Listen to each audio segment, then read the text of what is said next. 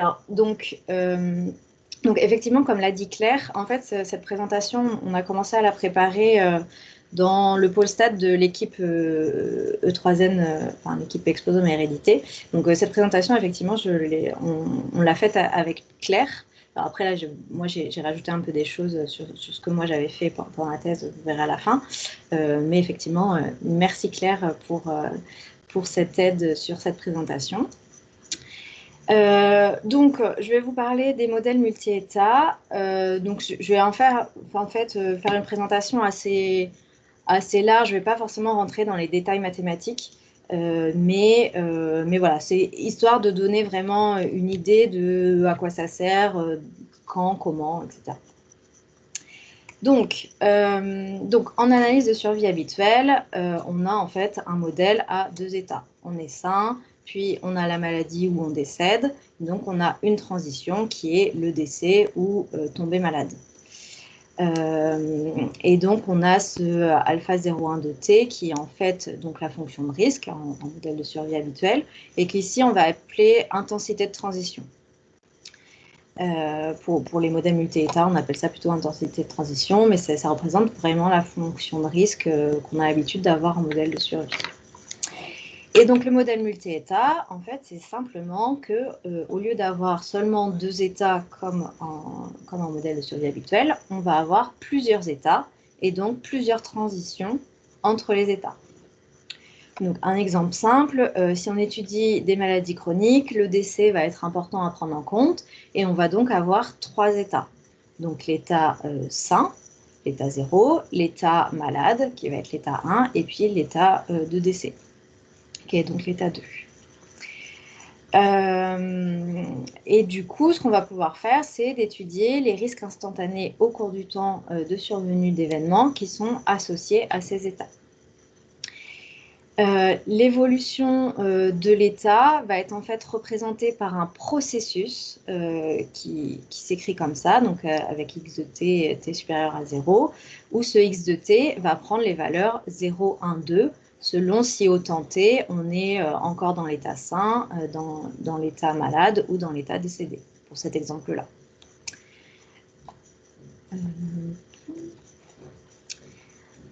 Alors, pour les modèles multi-états, il y a différentes hypothèses à définir.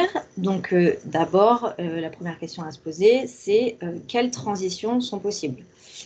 Donc, l'exemple le plus bateau, c'est qu'on ne peut pas passer de décédé à malade. A priori, une fois qu'on est décédé, on ne peut plus repasser dans n'importe quel état.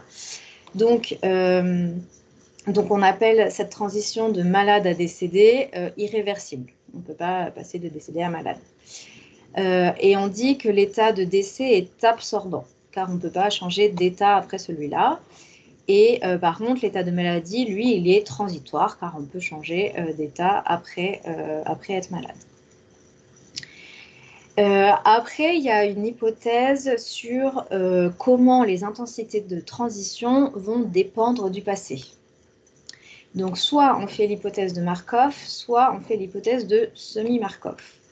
Donc, l'hypothèse de Markov, ça va être que les événements xt égale j sont indépendants du passé. Donc, le passé, il s'appelle comme ça, fs-, sachant xs. Donc, ça veut dire que si on se situe au temps s, ce qui va se passer, donc la trajectoire future de x, donc l'état que va prendre x, va dépendre que de son état à ce temps et pas du tout de ce qui s'est passé avant. Donc de l'état avant, du temps qu'il a passé dans d'autres états avant. Vraiment, on ne prend pas du tout en compte l'effet de ce qui s'est passé avant. Donc ça, c'est une hypothèse quand même qui peut être assez forte. Et du coup, il y a l'hypothèse de semi-Markov, qui est donc un assouplissement de cette propriété markovienne, où en fait, là, on a seule la chaîne des états qui est markovienne. Donc en fait, on a bien, comme tout à l'heure, que la probabilité que la prochaine transition soit vers l'état J ne dépend que de l'état dans lequel le processus se trouve, donc pas voilà, que l'état vraiment dans lequel il est. Mais par contre, les temps de séjour, eux, peuvent dépendre d'autres caractéristiques de la trajectoire. Donc oui, c'est vraiment en fait le temps dans lequel on passe dans chaque état, l'état sain, l'état malade, on passe un temps différent, et bien ça, du coup, quand même, on va pouvoir le prendre en compte. Donc on n'aura pas tous une même probabilité selon l'état, selon le temps dans lequel on est resté sain, en fait. Et dans les exemples après, on voit un peu mieux ça. Et après, eh ben, il faut choisir un peu son modèle, si on utilise un modèle paramétrique, non paramétrique ou semi-paramétrique. Donc ça, comme souvent, en stat. Alors, j'en étais donc là. Alors, donc là, je vais vous parler du processus multi-état. En fait, les processus multi-états sont des objets mathématiques qui vont servir à développer les modèles multi-états. Donc pour l'instant, je vais vous présenter un peu des objets mathématiques qui vont nous servir pour après. Donc d'abord, on va parler de la probabilité de transition. Donc la probabilité de transition de passer de l'état sain, donc de l'état H à l'état J qui est malade, entre le temps S et le temps T, donc T qui est après S, ça va donc représenter la probabilité que le processus soit dans l'état J, donc qu'on soit malade au temps T, sachant qu'on était dans l'état H, donc sain, au temps S, et conditionnellement à la trajectoire passée jusqu'au temps S. Donc en termes mathématiques, ça va s'écrire comme ça. Donc la probabilité de transition entre H et J, sachant ST et Fs-, donc le passé jusqu'au temps S, ça va donc écrire la probabilité que X de T égale J, sachant X de S égale H et sachant le passé. Donc c'est vraiment la phrase que j'ai dit avant.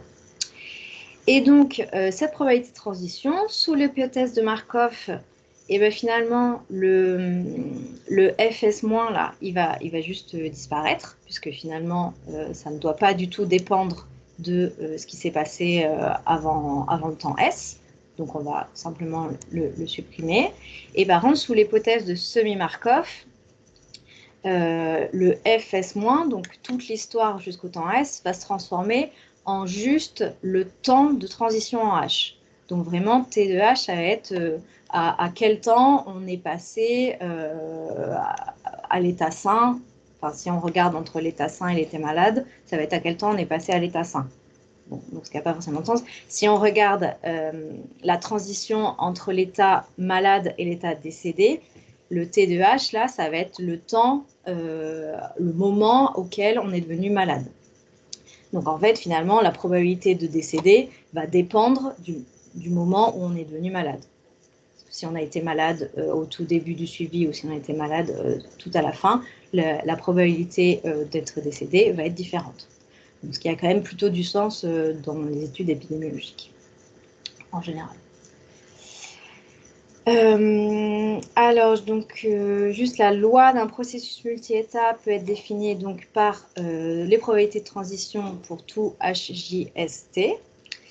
Et puis, après, donc, on va parler de l'intensité de transition. Donc, ce que je vous ai dit au début, l'intensité de transition, c'est vraiment assimilable à la fonction de risque instantané. Et ça va donc décrire la dynamique instantanée du processus. Et donc, ça va s'écrire comme ça, c'est en fait une limite. Et on a l'ensemble des intensités de transition qui vont former la matrice d'intensité de transition alpha T. Et ça, je vous montrerai dans un exemple après, plus précisément à quoi ça ressemble. On va faire avec les flèches. Ok. Donc, j'en étais là. Excusez-moi. Donc, ensuite, pour la spécification des intensités de transition, donc on peut dire que la population va être homogène si l'intensité de transition pour le sujet I est égale à l'intensité de transition pour le sujet I', qui est égale à l'intensité de transition, finalement, pour tous les sujets. On a des hypothèses sur cette intensité de transition. Donc là, l'intensité de transition HJ, c'est pour l'intensité de transition entre l'état H et l'état J. Et donc, ces hypothèses, c'est qu'on peut utiliser une approche paramétrique ou une approche non paramétrique. Et donc, l'approche paramétrique, c'est souvent avec la distribution de Vébule, ça peut être aussi avec la distribution exponentielle. Après, les logiciels sont très souvent implémentés avec Vébule. Et puis, donc, on peut ne pas mettre d'hypothèse et donc utiliser des estimateurs non paramétriques. Et donc, enfin... Donc, juste une petite question. Ouais. Annie, la population homogène, c'est une histoire avec la proportionnalité des risques, là, enfin, les risques proportionnels, l'hypothèse? Pas du tout. Non, je pense pas. Pas Je du pense tout. pas que c'est de lien. Parce que là, pour l'instant, on n'a pas du tout mis de variables, alors que la proportionnalité des risques, c'est par rapport aux variables. Ok. Ouais, je pense pas que... Merci. Non, c'est parce que je connaissais pas le mot homogène, mais merci.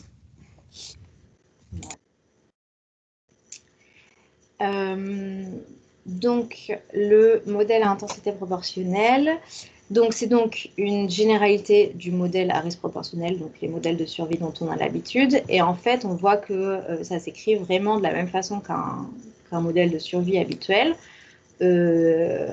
sauf que c'est vraiment pour chaque intensité de transition. Donc là, on a l'intensité de transition entre l'état H et l'état J, et qui est égale donc au produit de l'intensité de transition de base et à l'exponentielle du produit des bêtas et des vecteurs de variables explicatives. Donc vraiment, on retrouve la même équation qu'un modèle de Cox habituel, de survie habituel. Pardon, je suis désolée, je ne sais pas pourquoi les flèches ne marchent pas. J'en étais là. Donc, maintenant, je vais vous présenter des petits exemples de modèles multi-états qu'on peut rencontrer et qu'on peut utiliser. Donc, déjà, en fait, le premier modèle multi-état que finalement on rencontre assez souvent, c'est le modèle à risque concurrent. Parce que finalement, le modèle de risque à concurrent, on a un état transitoire, donc, souvent être en vie ou être en bonne santé, et après, on a plusieurs états absorbants. Alors là, j'ai mis qui représentent les différentes causes de décès, bon, là, si on regarde différentes causes de décès, ça peut être d'autres exemples, mais effectivement, on a l'état sain en vie, et puis on a décès par cancer, décès par maladie cardiovasculaire, décès par autre chose. Donc, on a vraiment plusieurs états absorbants. Donc ça, finalement, c'est un modèle multi-état, le modèle à risque concurrent. Après, on a ce qu'on appelle le modèle multi-état progressif, où dans cet exemple-là, on a un état initial qui est finalement décomposé en plusieurs états. Donc on a les personnes qui sont HIV plus, mais qui sont asymptomatiques. Et puis après, ils deviennent symptomatiques. Mais par contre, ils n'ont pas encore le sida. Et encore après, ils ont le sida. Et par contre, ce modèle, on voit bien qu'il est irréversible, parce qu'une fois qu'on a le sida, on ne peut plus revenir en arrière finalement. Et là, donc, ce qu'on voit, c'est que la transition directe entre 0 et 2, elle n'est pas possible. On est obligé de passer par une phase symptomatique avant d'avoir le sida. Donc, on a cet état 2 qui est absorbant, puisqu'on ne peut pas repasser à autre chose après.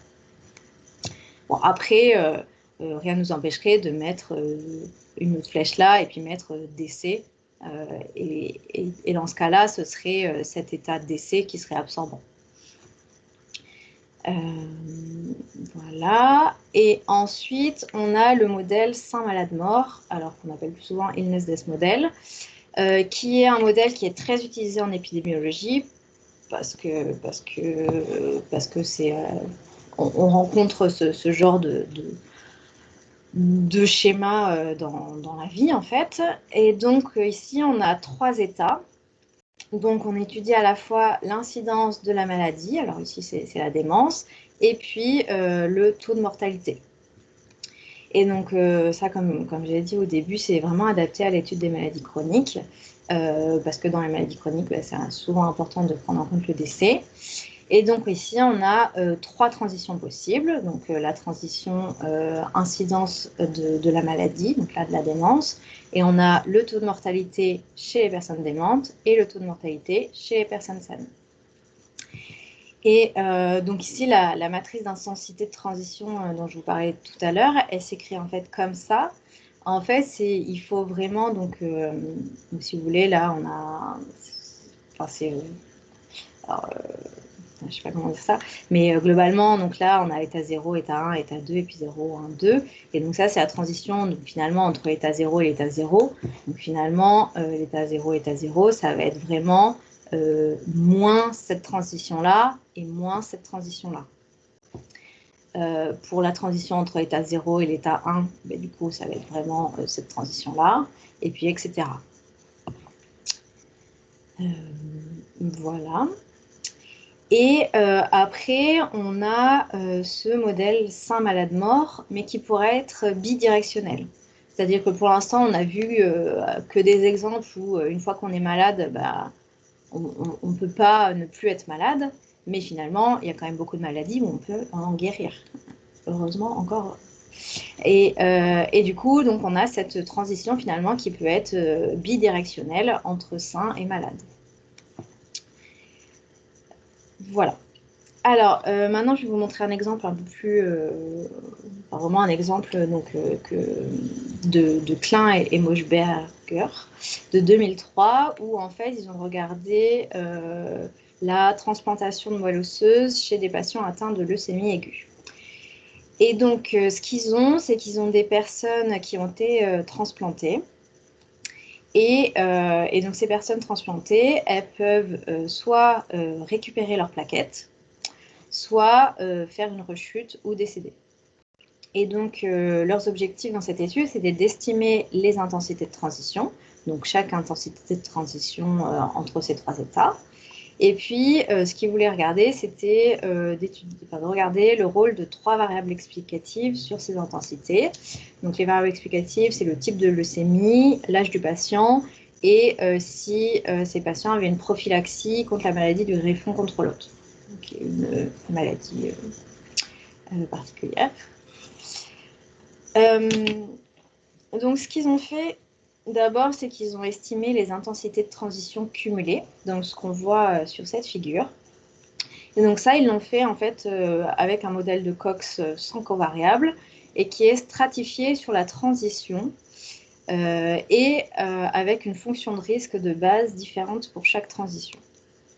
Donc finalement, ça, ils arrivent à le faire avec un modèle de Cox habituel. Juste, ils stratifient sur la transition. Pour faire toutes leurs analyses, ils ont utilisé le package MState, mais aussi finalement la fonction CoxPH de survival, comme on utilise un modèle de survie habituel. Mais le package MState permet justement de faire des figures de genre, de regarder les transitions, de mettre en forme les données. Donc c'est vraiment un package vraiment utile quand on fait du multi-état. Et donc, finalement, sur cette figure, ce qu'ils voient, c'est vraiment l'intensité de transition cumulée. Donc, ce qu'on voit, donc, par exemple, pour la transition entre la transplantation et la récupération des plaquettes, c'est que finalement, cette récupération des plaquettes, elle est très, très forte au début. Elle monte très, très haut. Et par contre, une fois qu'on a récupéré ces plaquettes, l'intensité cumulée, au bout d'un moment, elle n'augmente plus du tout.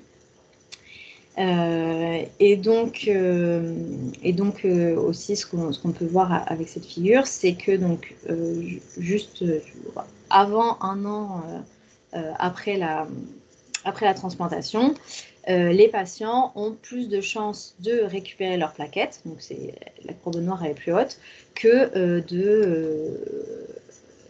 de rechuter ou de décéder. Donc, c'est plutôt bien. Et ensuite, ils ont aussi regardé les probabilités de transition, ce qui informe vraiment beaucoup sur ce qui se passe au niveau épidémiologique après la transplantation. Donc là, ce qu'on voit, c'est c'est que finalement, donc, cette probabilité de transition entre transplantation et la récupération des plaquettes, elle est très très haute juste au moment de la transplantation.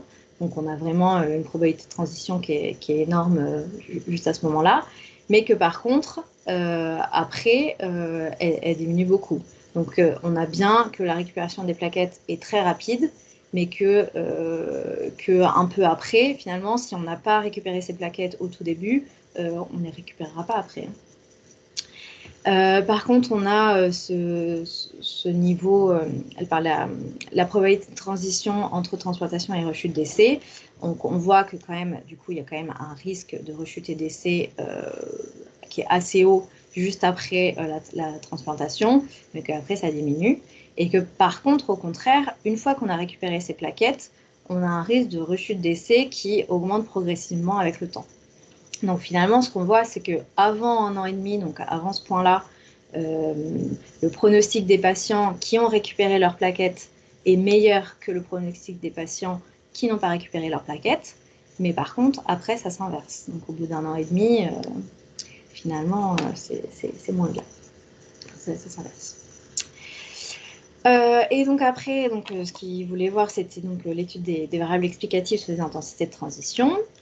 Donc, ils ont écrit leur modèle comme je vous l'ai écrit tout à l'heure. Et puis, donc, là, dans ce tableau, on a les risques relatifs qui sont des facteurs associés à la récupération plaquettaire et à la rechute du décès. Donc, en fait, là, on a pour chaque transition, on a vraiment nos risques relatifs associés à nos variables. Et donc, globalement, ce qu'on voit, par exemple, là, l'âge, on voit qu'il n'est pas du tout associé à n'importe quelle transition. Donc, il n'y a pas du tout d'association entre l'âge et la récupération des plaquettes ou la rechute ou le décès. Et par contre, ce qu'on voit, c'est que le risque de rechute et décès, donc sans la récupération plaquettaire, donc cette ligne-là, est plus élevé chez les patients atteints de leucémie myéloïde, donc c'est deux cas-là, AML-LR et AML-HR, que ceux atteints de leucémie lymphoïde. Donc la référence, c'est ça, la leucémie lymphoïde. Voilà. Et une autre chose intéressante, c'est l'association avec la prophylaxie, parce que là, on voit que la prophylaxie, elle diminue la chance de récupérer les plaquettes, et par contre, elle augmente le risque de rechute et décès, qu'on soit transplanté ou qu'on ait récupéré ces plaquettes, enfin qu'on n'ait pas récupéré ces plaquettes ou qu'on les ait récupérées. Donc la prophylaxie n'a pas l'air très bénéfique dans ces cas. Voilà, donc ça c'était cette étude-là. Et maintenant, je vais vous parler d'une autre étude, alors que là, c'est moi qui l'ai mise en œuvre. Donc ça, c'était pendant ma thèse, donc il y a un petit moment maintenant. Mais donc on voulait regarder la relation entre les comportements de santé à l'infusion et le risque de dépendance au cours d'un suivi de 11 ans. Dans l'étude de cohorte 3C Dijon, donc 3C Dijon, c'est 4900 sujets qui avaient plus de 65 ans à l'inclusion. Donc ce qu'on a regardé, c'était donc les comportements de santé défavorables, donc de l'activité physique, la consommation de fruits et légumes et le statut tabagique. Et on a construit un score de comportement de santé défavorable, donc juste en sommant les 3 comportements de santé. On avait aussi étudié la consommation d'alcool, mais là, elle n'était pas significative. Donc, là, je ne vous présente pas ces résultats-là. Et puis la dépendance, la dépendance, elle est mesurée par des auto-questionnaires. Et donc là, on a pris comme définition une dépendance modérée ou sévère par rapport à une autonomie ou une dépendance légère. Et donc ici, on était confronté à différents problèmes qui étaient... donc le premier problème, c'était la censure par intervalle. Donc la censure par intervalle, c'est quand l'événement d'intérêt a lieu entre 2 dates connues. Donc là, à V3, on sait qu'il n'est pas malade. À V4, il nous dit qu'il est malade. Sauf que du coup, on ne sait pas quand est-ce qu'il est tombé malade entre V3 et V4. Et donc ça arrive surtout dans les études de cohorte quand on a un suivi discontinu et qu'on ne demande pas les dates exactes. Après, en même temps, pour la dépendance, c'est quand même difficile de demander une date exacte parce que c'est quand même un processus. Donc voilà, donc ça arrive quand même régulièrement. Et donc, pour en tenir compte, il y a différentes possibilités. Soit on peut utiliser la date d'événement à la date du diagnostic. Donc finalement, ce qu'on fait quand même le plus souvent. On peut aussi utiliser une date d'événement au milieu de l'intervalle. Voilà, on se dit, finalement, il n'y a pas de raison qu'il soit malade que avec 4, il était malade entre les deux, on prend une date au milieu. Mais par contre, ça peut biaiser les estimations, et surtout si les intervalles sont larges et de longueurs différentes. Une dernière possibilité, c'est d'utiliser des modèles qui tiennent compte de la censure par intervalle, et c'est souvent implémenté avec la distribution de Weibull. Mais en tout cas, j'en vois assez peu dans la littérature. Je pense que assez peu de personnes utilisent ces modèles-là. Et donc, on avait un autre problème qui était le risque concurrent lié au décès, puisque dans les études sur le vieillissement, le décès, forcément, c'est assez important à prendre en compte. Et donc, pour en tenir compte, ce qui est possible, c'est donc de censurer les sujets qui décèdent avant d'être malades à la date du décès.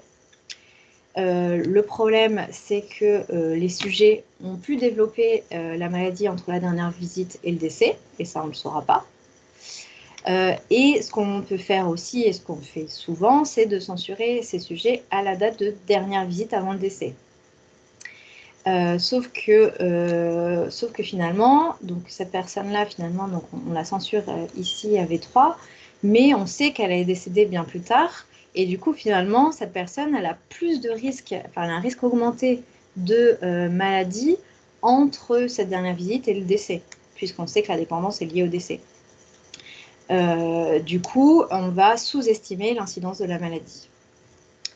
Donc, une méthode pour tenir compte de tout ça, c'est le modèle ILNESDES pour données censurées par intervalle,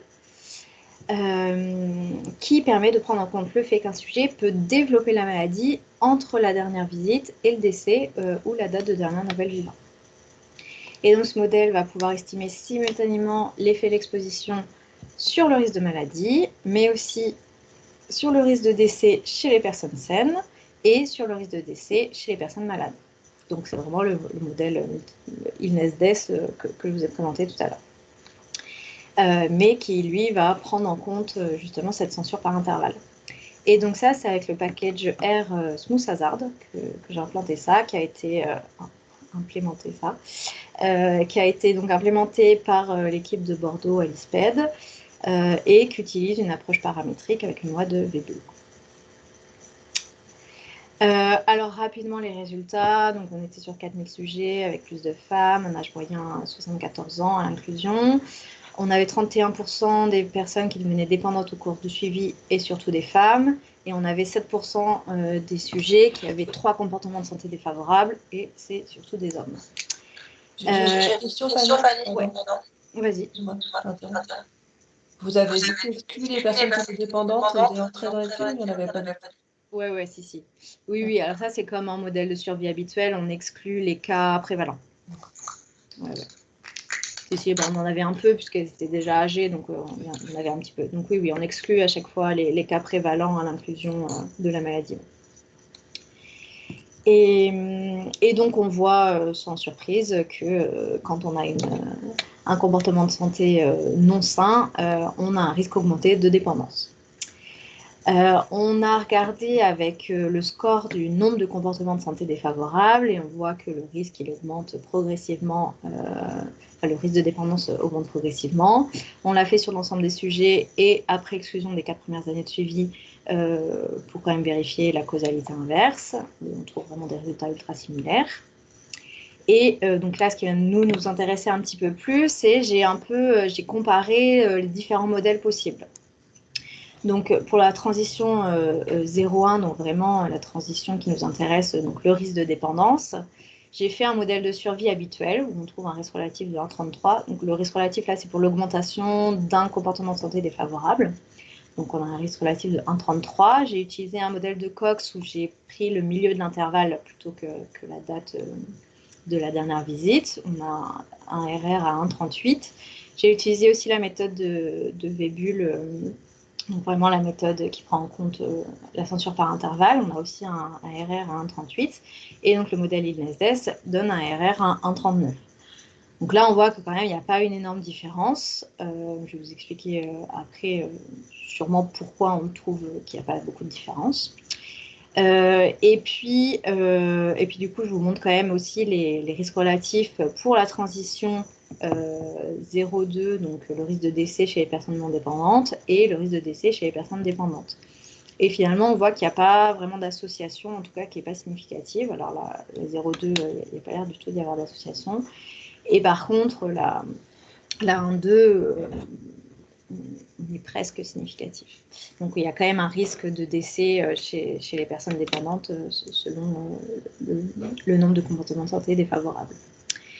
Et donc juste sur cette figure-là, on voit bien cette flèche-là qui est quand même assez importante, qui permet vraiment, enfin il faut vraiment se dire que ce modèle-là permet de prendre en compte le fait que ces personnes qui passent de non dépendantes à décédées directement, elles ont un risque qui est quand même, enfin elles auraient pu devenir dépendantes entre ces deux temps-là. Et donc ça, c'est pris en compte dans le modèle. Voilà, donc juste une petite dernière diapo. Donc l'avantage de ce modèle ILNSS pour données censurées par intervalle par rapport au modèle de survie habituel, c'est qu'on n'a pas de sous-estimation de l'incidence de la maladie et que l'estimation de l'effet d'une exposition sur les risques de maladie est quand même moins biaisée. Et alors ça, c'est surtout vrai quand l'exposition affecte le risque d'événement et du décès de façon différente, donc nous, ce qui n'est pas vraiment le cas, et c'est moins vrai quand l'exposition n'est pas associée au décès, et nous, on est quand même un peu là-dedans. Donc nous, c'est pour ça que finalement, nos estimations ne sont pas hyper différentes entre un modèle de survie normal et notre modèle. Et juste, du coup, ce papier, il a été publié dans le BMJ. Donc, c'est juste pour dire qu'en utilisant une méthode un peu plus poussée, un peu plus fouillée, tout ça, on peut réussir à publier dans des très bons journaux. Donc, des fois, ça vaut quand même le coup d'essayer d'utiliser des méthodes un peu plus poussées que le modèle de survie habituel pour essayer d'avoir un peu des meilleures publications. Voilà, merci beaucoup. Super. Ouais. Bravo, Fanny, c'était super. On a un retour là. Oui, il y en a un. Moi,